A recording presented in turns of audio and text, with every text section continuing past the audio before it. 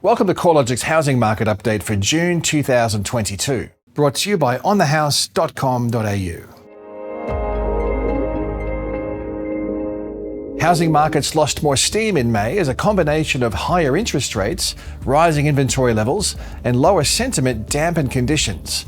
CoreLogic's Home Value Index showed Sydney and Melbourne dwelling values continued to record the most significant month-on-month falls, while Canberra recorded its first monthly decline since July of 2019. Although housing values continued to rise across the remaining capital cities, the growth rate wasn't enough to offset the depreciation in Sydney, Melbourne and Canberra, which pushed the combined capitals index 0.3% lower over the month. Elsewhere, growth trends remained positive in May, albeit with less momentum in most markets. Perth and Adelaide were the exceptions where the quarterly growth trend lifted in May, although both regions remained below the peak quarterly rate of growth. While the higher cash rate and lift in variable mortgage rates in May played a role in the weaker housing values, it's important to remember that conditions have been weakening over the past year, at least at a macro level. The quarterly rate of growth in national dwelling values peaked in May of 2021, shortly after a peak in consumer sentiment and a trend towards higher fixed mortgage rates. Since then, housing has been getting more unaffordable, households have become increasingly sensitive to the higher interest rates as debt levels have increased, savings have reduced, and lending conditions have tightened. Add to that rising inflation and a higher cost of debt, and it all flows through to less housing demand. With the trend of growth easing across most regions over the past year, the annual rate of change has eased sharply over recent months, dropping to 11.7% across the combined capital cities, down from a recent peak of 21.3% over the 12 months ending January of 2022. Although regional Australia continues to demonstrate stronger growth conditions, it's also come off peak growth rates, with the annual growth trend easing to 22.1%, down from its January peak of 26.1% and likely to trend lower through the rest of the year. As the pace of growth eases across most regional markets, we're likely to see growth conditions softening in line with higher interest rates and worsening affordability pressures. Arguably, some regional markets will be slightly insulated from a material downturn in housing values due to ongoing supply and demand imbalances, as we continue to see advertised stock levels remain extraordinarily low across regional Australia. A combination of higher interest rates, housing affordability constraints, diminishing household savings, and lower consumer sentiment has also had a negative impact on home sales. Nationally, our estimate of settled sales over the 3 months to May was 19.2% lower than at the same time last year. The figures remain 12% above the previous 5-year average. However, it's likely housing turnover will continue to trend back towards average levels as interest rates normalise. Lower sales volumes are being accompanied by a gradual rise in advertised stock levels. Nationally, advertised inventory is 10% below levels from a year ago, but buyers in softer markets like Sydney and Melbourne have more choice and less urgency, and better leverage as advertised stock levels rise to above average levels. While housing value growth has slowed, rents continue to rise swiftly.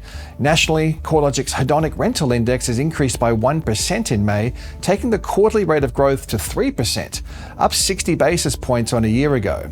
Rents are up 8.8% in the past year across the combined capital cities and 10.8% across the combined regional areas. For investors, yields are recording some upwards momentum amidst rising rents and a general easing in home value growth, especially in Sydney and Melbourne. Despite the upwards trajectory, yields remain remarkably low, but a recovery back to average levels may happen sooner rather than later if housing values continue to be outpaced by rents. Melbourne housing values have declined over 4 of the past 6 months, with the 0.7% decline in May the largest monthly fall since September of 2020. Larger falls are evident across the upper quartile of Melbourne's market, where housing values are down 2% over the past 3 months. In contrast, the lower quartile of the market has seen a 1.1% rise in values over the past 3 months, as housing demand remains stronger across the more affordable end of the market. Lower demand is reflected in our estimate of sales activity over the past 3 months, which was tracking 21% below levels recorded over the same period a year ago. As demand fades, advertised listings are rising. At the end of May, inventory levels were 1.3% higher than at the same time last year and 8.1% above the 5-year average. As interest rates normalise over the next 12 to 18 months, the expectation is most of Australia's capital cities will move into a period of decline brought about by less demand.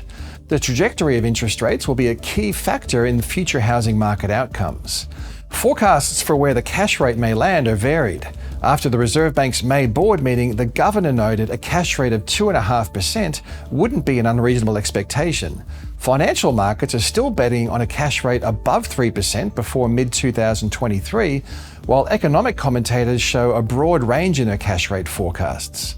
With the housing debt to household income ratio at record highs, household balance sheets are likely to be more sensitive to rising interest rates. High inflation could be another factor contributing to softer growth conditions in the housing sector.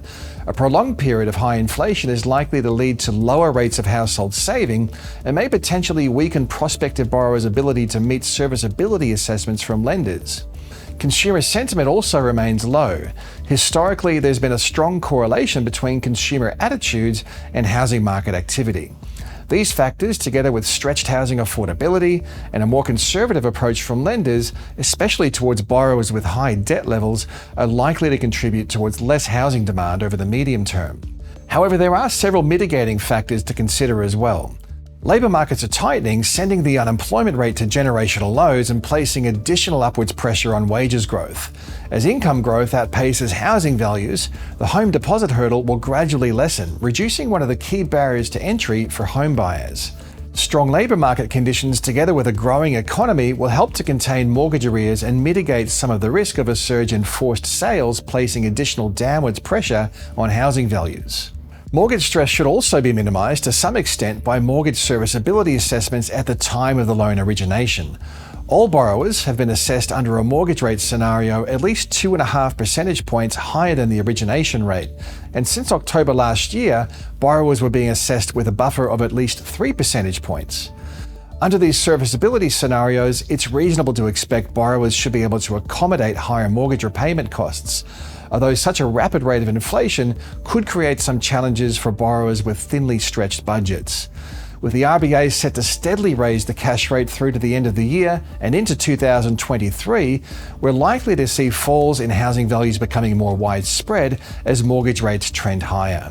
As these trends evolve, we'll be keenly reporting on all the twists and turns in the market at the research pages of CoreLogic.com.au.